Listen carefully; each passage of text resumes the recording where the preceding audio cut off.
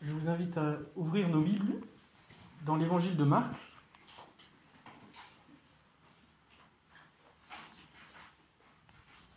Et à poursuivre notre lecture, nous arrivons à la fin de Marc. Nous sommes au chapitre 15, qu'on va lire en entier.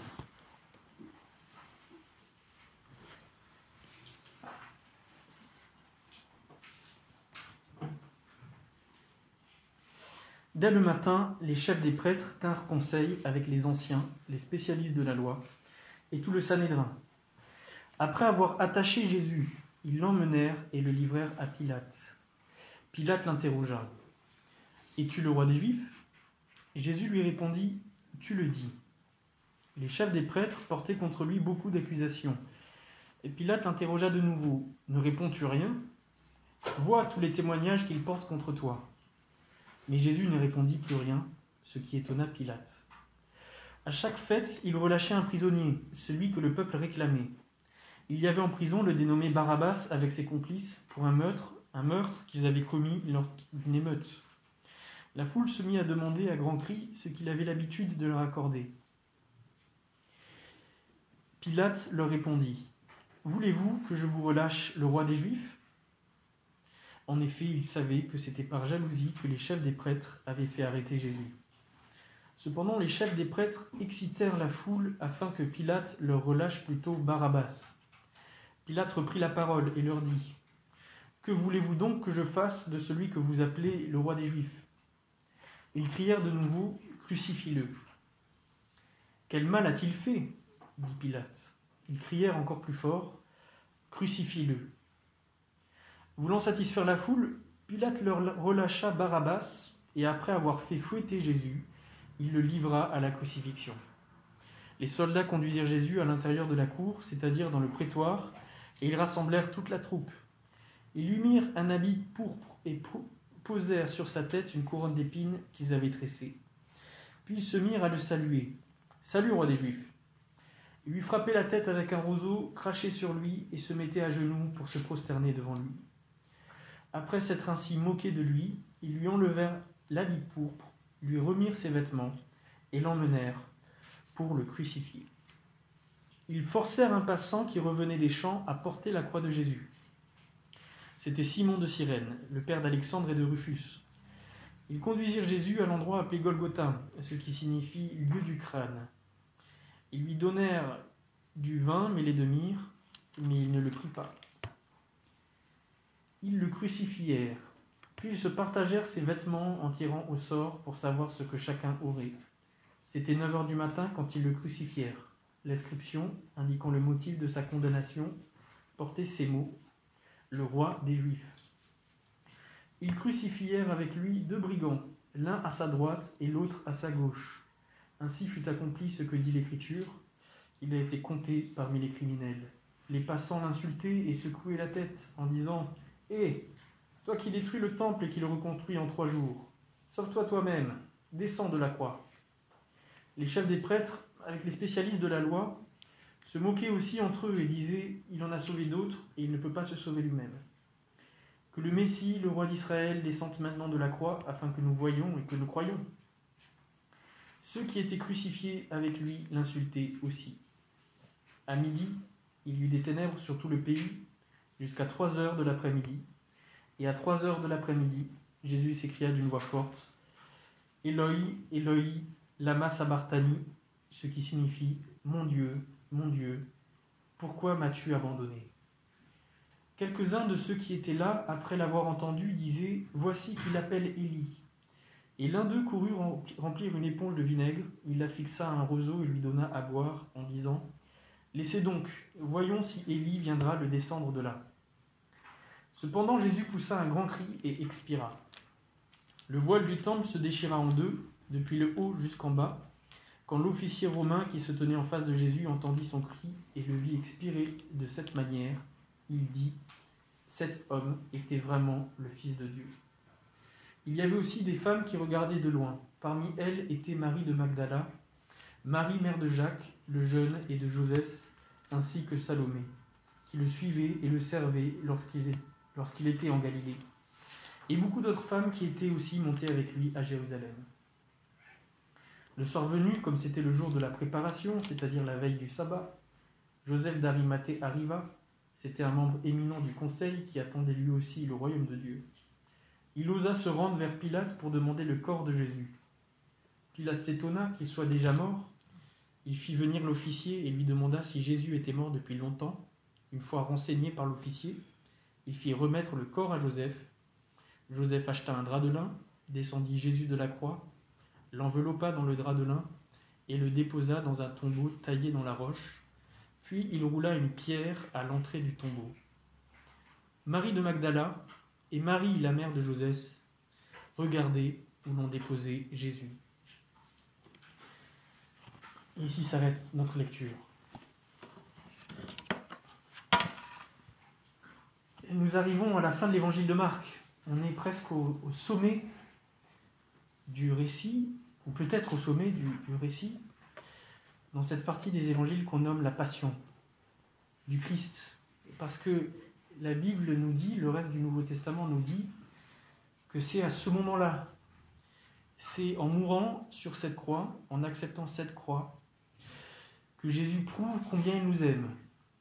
C'est là qu'on prend la mesure de son amour et qu'on prend aussi la mesure de l'amour de Dieu à travers l'acte de Jésus. Selon ce que dit l'Épître aux Romains, voici comment Dieu prouve son amour envers nous, alors que nous étions encore des pécheurs. Christ est mort pour nous. Romains 5, verset 8. Et en Jean 13, verset 1, il dit « Il les aima à l'extrême », en parlant de cette image que Christ a donnée, qui était le lavage des pieds, le lavement des pieds, qui servait à illustrer le sens de la croix. Il les aima à l'extrême. Mais cette passion commence un peu plus tôt, dans le chapitre 14, lorsque déjà Christ est embaumé. Et lorsque déjà il est trahi par Judas qui le vend, qui empoche l'argent, et lorsque déjà il est renié par Pierre, avant même que son jugement commence. Et déjà il est seul. Déjà les disciples ont pris la fuite. Face au Sanhédrin, il est battu, giflé, on lui crache dessus. Et lorsqu'il est livré à la crucifixion, là il est humilié par les soldats, tourné en ridicule, avec des habits, des salutations. Et dans tout cela, Jésus reste silencieux. Il ne se défend pas. Il ne cherche même pas à empêcher le cours des événements. Je pense que Jésus aurait pu contredire les accusations. Il aurait pu faire appel, trouver des recours pour différer son jugement, sa mort. Il y avait sûrement des recours. Mais Jésus laisse faire. Il ne cherche pas à empêcher ces choses. Il laisse les hommes s'emporter, faire tout ce qu'ils veulent, tout ce qu'ils ont en tête. Il les laisse juger faussement. Il les laisse dire des mensonges. Il les laisse, en fait, l'emmener à la mort. Ce n'est pas lui qui provoque la mort, mais il se laisse engager dans cette pente qui va l'amener à cette mort. Il a reconnu que c'était le jour que le Seigneur avait choisi, ce jour qu'il avait évité en évitant les endroits où on voulait l'arrêter, parfois en prenant la fuite, en passant au travers de ses détracteurs lorsqu'il souhaitait l'arrêter, parce que ce n'était pas son jour. Mais là, il sait que c'est son jour, et donc il se laisse glisser dans cette pente qui l'amène jusqu'à la croix. Et nous voyons dans ce silence la détermination que Jésus a de mourir ce jour-là. Il est déterminé à mourir sur la croix. Ce jour que Dieu a fixé pendant la Pâque juive, ce moment où on égorge l'agneau pour nous souvenir que pendant l'Exode, lors de la sortie d'Égypte, Dieu avait demandé d'égorger un agneau, de prendre le sang, de le mettre sur les linteaux. Et ce signe signifiait que le jugement de Dieu approchait. Le jugement de l'Égypte, le jugement de ce monde.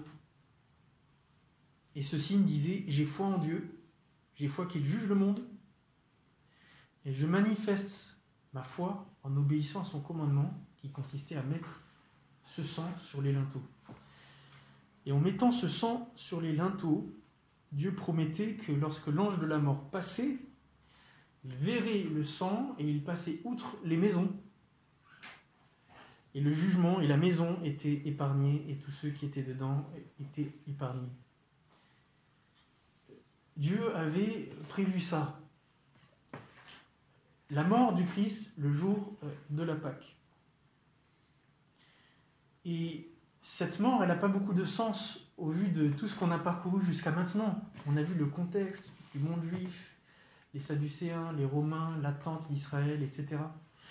Mais quand on regarde dans l'ensemble de la parole, on comprend de manière claire la mort du Christ et le choix que Dieu a fait, que le Christ, le Messie d'Israël, celui qui devait apporter la victoire, en réalité meurt. Nous aussi, ce texte s'adresse à nous comme une invitation. Il nous demande comment on prend cet événement de la croix que nous venons de lire. Est-ce que c'est juste un événement historique? Est-ce que c'est juste un détail de notre foi? Est-ce que c'est un moment pathétique où on voit la souffrance et où ça nous émeut? Ou est-ce que là, nous voyons l'agneau qui monte en croix et grâce à cette mort, sur notre âme, il y a ce sang de l'agneau, comme on a chanté tout à l'heure, le sang de l'agneau qui purifie. Il y a ce sang de l'agneau qui est ce signe de la foi, cette espérance qu'on a juste eu à saisir, qui nous était proposée, et qui nous assure que le jugement de Dieu passera outre, parce que nous sommes dans cette maison. Voilà, je pense simplement ce que ce texte nous présente. Le Christ crucifié qui est mort pour nos péchés. Et je vous propose de regarder à partir de maintenant le reste de ce récit avec un regard particulier, parce qu'il y a beaucoup de détails qu'on a souvent traités, qu'on traitera souvent. Mais reprenons le sens de ce texte dans le récit de Marc. Faisons quelques observations. Vous vous souvenez, on a petit à petit, au cours de notre lecture, on a essayé de s'imposer une discipline, de saisir les spécificités de Marc, de comprendre ce que Marc voulait développer, même si on connaissait les événements dans les autres évangiles. Et nous avons vu que souvent, les récits nous présentent différemment un événement pour mettre en évidence quelque chose d'autre sur Jésus. Ce qui compte, c'est ce que l'auteur veut donner comme vérité. Mais pour ce texte, ça ne fonctionne pas. Pour ce texte, ça ne marche pas. Il n'y a pas de spécificité de la crucifixion du texte de la Passion. Les trois évangiles synoptiques, Matthieu, Marc et Luc, restent très proches. Comme si les évangélistes ne cherchent pas à se démarquer. Dans les autres textes, on voit qu'il y a des différences marquantes, qu'ils apportent un point de vue. Mais pas pour la Passion. Le texte de Marc est le premier à avoir été écrit, et Matthieu reprend presque mot pour mot Marc sur le texte de la Passion. Si vous comparez les deux textes, vous verrez que parfois il y a la même phrase, mot pour mot. Parfois Matthieu se contente de rajouter quelques précisions, et puis entre le texte de Marc, il intercale des nouveaux versets avec des détails. C'est comme si les trois évangélistes n'avaient pas cherché du tout à apporter quelque chose de nouveau ou de différent ou un autre angle de vue. Mais comme si leur priorité, c'était de maintenir à la fin du ministère de Jésus comme son but, comme l'accomplissement de sa vie. Ce moment où Jésus va donner sa vie et monter sur la croix. Comme si ce qui comptait, c'était de souligner les faits. Et on voit, c'est surprenant dans ces textes où on parle de la mort du Christ, les détails, comme si c'était juste un processus qu'il fallait décrire. Les détails sur l'inscription, sur la manière dont il est crucifié, sur le partage des vêtements, les détails sur la manière dont donc Pilate s'assure que Jésus soit mort. On est face à la mort de l'homme dont on a suivi tout le récit. Il n'y a aucune émotion, il n'y a que des descriptions, un texte purement descriptif. Et je crois que cette sobriété, ce côté pudique des textes des évangiles, dès qu'on arrive à la croix, nous enseigne une chose. C'est que ce qui compte pour nous, c'est de maintenir le témoignage de la mort du Christ. Et ce récit, le fait qu'il est mort, le fait que le jugement a été un jugement inique, il ne cherche pas à nous émouvoir, il ne cherche pas à nous transporter, il cherche à assurer les faits. Christ est mort. Voici comment il est mort. Voici comment il a été mis au tombeau. La vie de Christ était tournée vers cette croix et c'est ici que tout s'accomplit. C'est l'unique conclusion de sa vie, de son ministère. Et nous devons donner cette même place à la croix dans nos vies, mais aussi dans notre foi. Avec la suite logique, la résurrection, qu'on traitera la semaine prochaine. Mais c'est important. Quelle est la place de la croix dans ma vie de foi? Qui d'entre nous se lève le matin en pensant à la croix? Qui d'entre nous se lève le matin en disant « C'est par la croix que je vis, que je suis vivant, que je peux vivre avec le Seigneur » Qui, lorsqu'il prie, se souvient d'abord de la croix en disant « C'est grâce à la croix que je suis pardonné. » Alors avant, on mettait des croix partout. Et moi, j'aime bien mettre une croix chez moi. J'ai mis une croix chez moi, en papier. Et on ne veut pas être superstitieux et apporter de l'importance aux objets, mais comme un mémo qui dit « Souviens-toi de la croix ». Et souvent, notre christianisme fait outre la croix, passe outre la croix. On peut pas faire certains cultes entiers sans parler de la croix, sans parler du sacrifice, sans ne chanter un seul chant qui soit lié au sacrifice, sans entendre une seule prière liée au sacrifice de Christ. Mais la croix, c'est le centre, c'est ce qui doit être maintenu comme récit fondateur, le lieu d'où l'on tire notre vie spirituelle.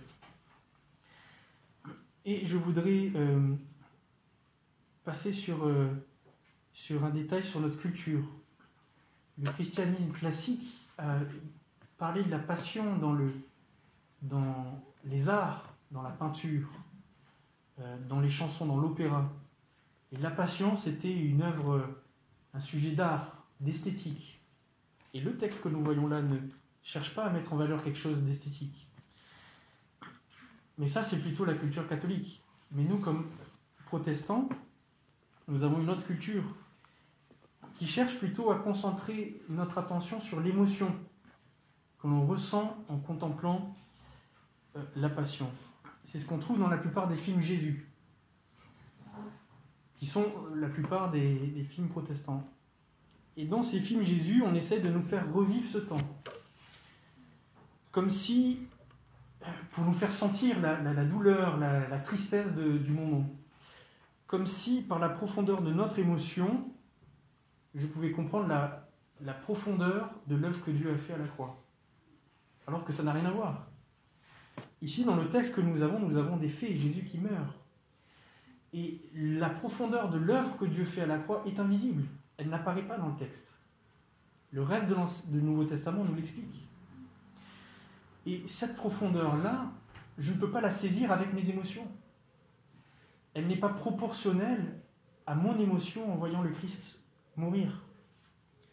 Cette émotion est normale parce qu'on est attaché au Seigneur et donc c'est forcément émouvant. Mais l'œuvre de la croix n'est pas liée, n'est pas relative à notre émotion. Et pourtant, nous avons mis ça aussi dans nos chants. Et donc, nous avons écrit beaucoup de chants modernes qui sont centrés sur la croix et dans lesquels le but, c'est de vibrer avec cette souffrance liée à la souffrance du Seigneur. Et donc, on a créé une nouvelle forme de piété qui est centrée sur ce que je ressens quand je pense à la croix. Et parfois même, nous prenons la scène en imaginant que le but de la scène, c'est de ressentir à nouveau l'expérience, la tristesse de la crucifixion. Mais c'est pas ce qu'ont fait les évangélistes. Ils ont simplement affirmé le Seigneur est mort, il a donné sa vie. Ils ont affirmé l'événement comme le fondement de notre foi. Point. Sobre, pudique, purement descriptif. Ce qui nous rappelle que ce qui compte, c'est notre confession de foi. Nous disons que notre foi dépend de cette croix et notre vie spirituelle avec Christ dépend de cette croix. Ce qui nous renvoie au symbole des apôtres.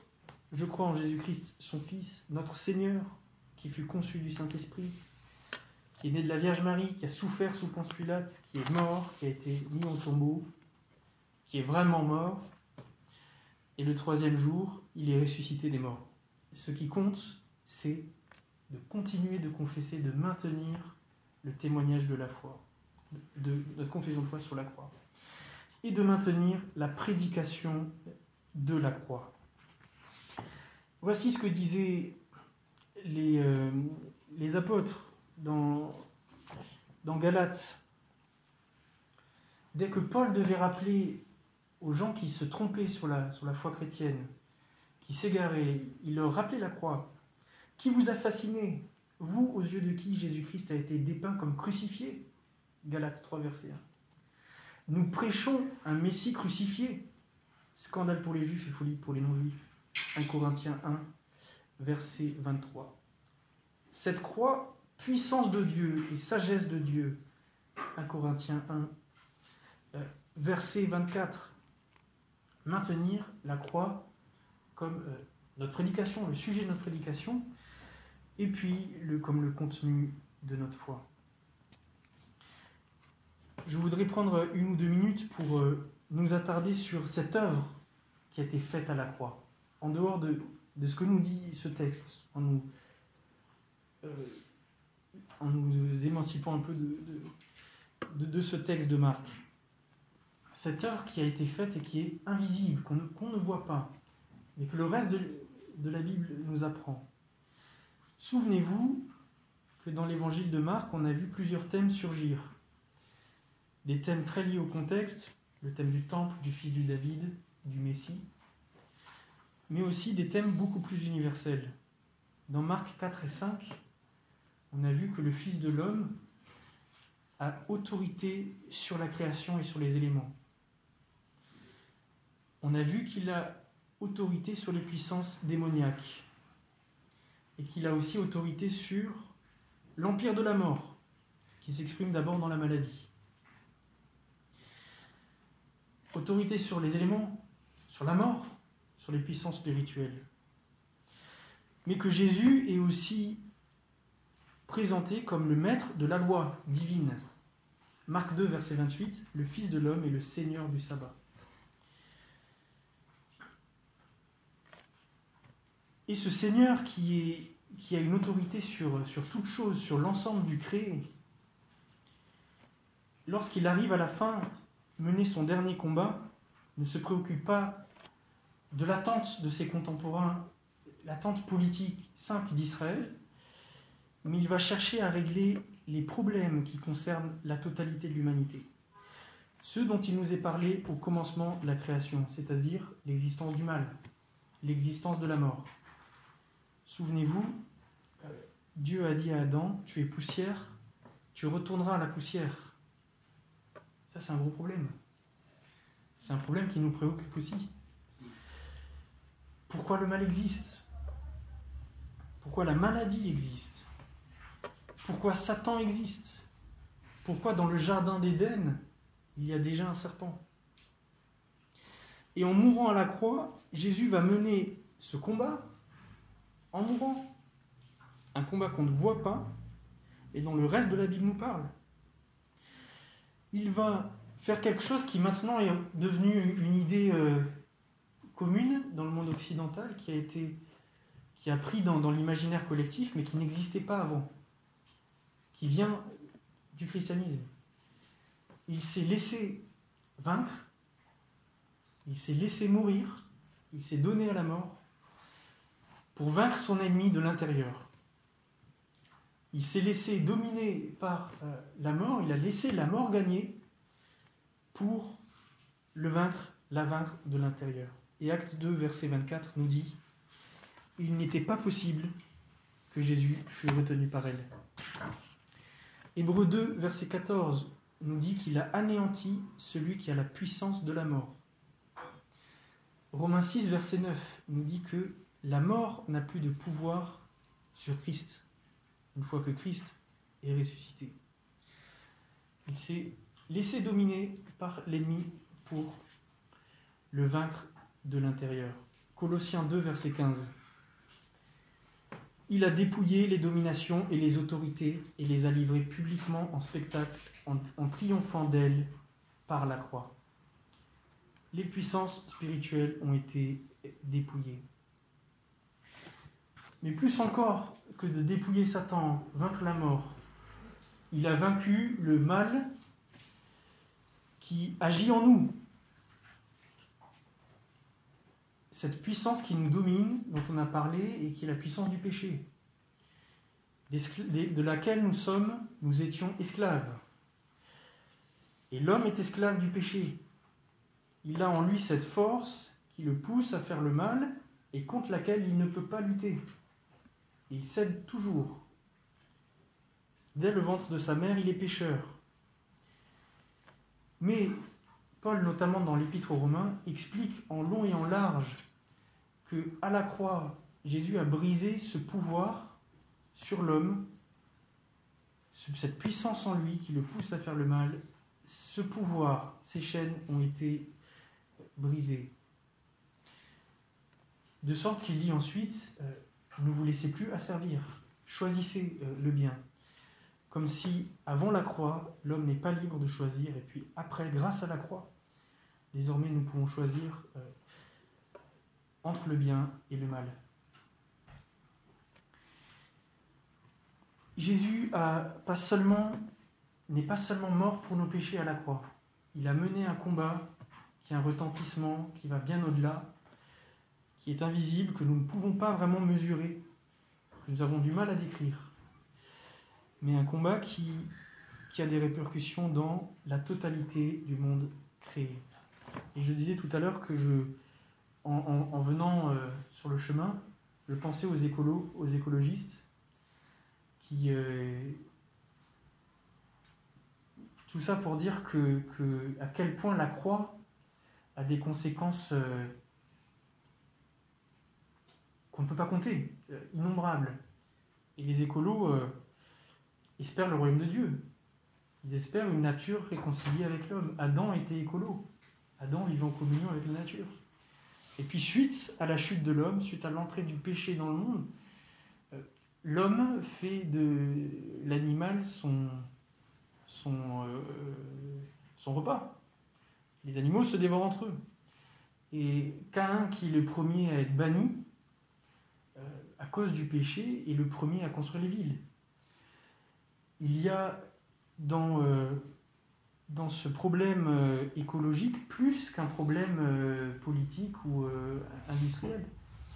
Il y a quelque chose qui a été rompu dans la création et que Dieu va rétablir. La croix est le moment, le lieu où Jésus mène ce combat contre tout ce qui a été détruit, et il mène un combat dans le monde invisible.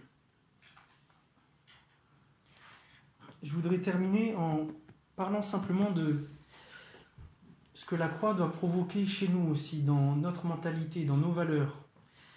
La croix aussi était une révolution, un avancement des valeurs. Dans l'Antiquité et dans d'autres parties du monde, ailleurs qu'en Occident, les valeurs sont comme avant l'arrivée du christianisme. Ce qui est faible est méprisé, ce qui est petit est méprisable. On honore ce qui est fort, ce qui est grand, ce qui est puissant. Ça, c'est bien. La force et la puissance sont la preuve de nos vertus, de notre caractère. Mais lorsque le christianisme se répand, il va répandre, à cause de la croix, l'idée inverse. ce qui est bien, c'est ce qui est petit, c'est ce qui est discret, c'est ce qui est humble, c'est ce qui est fragile. Ce qui est fragile, petit, n'est plus méprisable. Et au contraire, on a tendance à mépriser ce qui est fort, ce qui est grand et ce qui est puissant. C'est une des inversions des valeurs que la croix amène dans nos vies. L'humilité était un défaut. Et aujourd'hui, l'humilité, c'est une qualité. Et certains philosophes ont haï le christianisme à cause de ça. Le christianisme, la religion des faibles. Mais la parole de Dieu nous dit, Dieu a choisi les choses faibles du monde pour couvrir de honte les fortes. Les musulmans disent la même chose. Le christianisme, une religion de faibles et de femmes. La parole de Dieu nous dit, c'est vrai, il dit ça. La parole de Dieu nous dit, la faiblesse de Dieu est plus forte que les hommes. 1 Corinthiens 1, verset 25. La croix nous amène à regarder différemment nos échecs, nos faiblesses. Si je perds mon travail, si je vis une rupture, si je perds toute mon entreprise, lorsque tout s'effondre, parce que c'est ce qui s'est passé ici à la croix, lorsque Jésus a été crucifié pour les disciples, tout était fini, il n'y avait plus d'espoir, c'était la fin. Et la croix nous permet aussi de comprendre que c'est dans ces moments-là que Dieu agit et Dieu manifeste sa puissance. La croix nous apprend à ne pas craindre l'échec, à ne pas craindre l'humiliation, à ne pas craindre la moquerie, parce que c'est là que le Seigneur peut nous relever. Quand je suis faible, c'est alors que je suis fort. 2 Corinthiens 12, verset 10. Ma grâce te suffit, car ma puissance s'accomplit dans la faiblesse. 2 Corinthiens 12, verset 9. C'est la raison pour laquelle nous aussi, nous apprenons à nous méfier de nous-mêmes lorsque nous sommes trop forts ou trop compétents. Parce que c'est là que nous nous appuyons sur nos propres forces au lieu de nous appuyer sur la puissance de Dieu. Mais la croix, et je voudrais terminer par ça, nous est donnée comme notre philosophie. La philosophie du christianisme, c'est la croix. La faiblesse de l'homme qui se repose sur la puissance de Dieu. On a besoin, dans notre vie, de se préserver. On a besoin de conserver notre existence, d'assurer le minimum. Ça, c'est juste la réalité. Pour pouvoir survivre. Et désormais, la croix nous amène à donner, à s'exposer au danger, à se mettre, peut-être par amour et pour Dieu, dans une situation où c'est moi-même qui suis mis en question, où c'est moi-même qui suis sur la sellette, ma propre préservation qui est mise en jeu.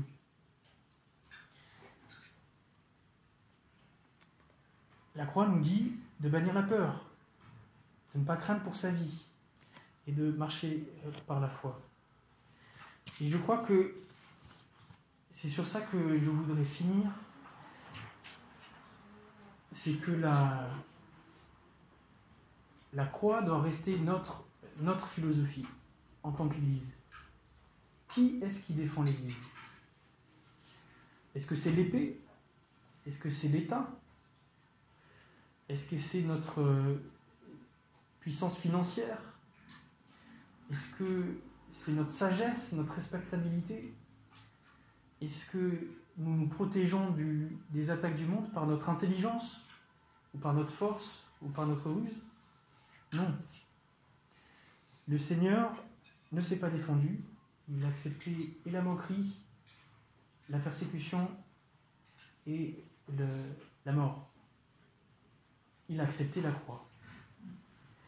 Et l'Église, lorsqu'elle cherche à se préserver par les moyens humains, devient persécutrice, ou devient inquisitrice, ou s'allie avec l'épée de l'État pour se défendre. Mais à ce moment-là, elle renonce à la puissance de Dieu pour grandir, pour s'accroître. Elle prend la puissance des hommes pour se préserver. Elle ne se donne plus comme faible, dépouillée. Et elle se prive de la vraie puissance de Dieu qui s'exprime dans sa faiblesse, dans son dépouillement. Je vous invite à garder la croix au cœur de notre foi et réaliser tous les bénéfices qui nous sont accordés par cette croix. La totalité. Que la croix façonne notre regard, qu'elle change aussi notre mentalité, qu'elle nous apprenne à ne pas mépriser notre condition humble, la petitesse de notre assemblée,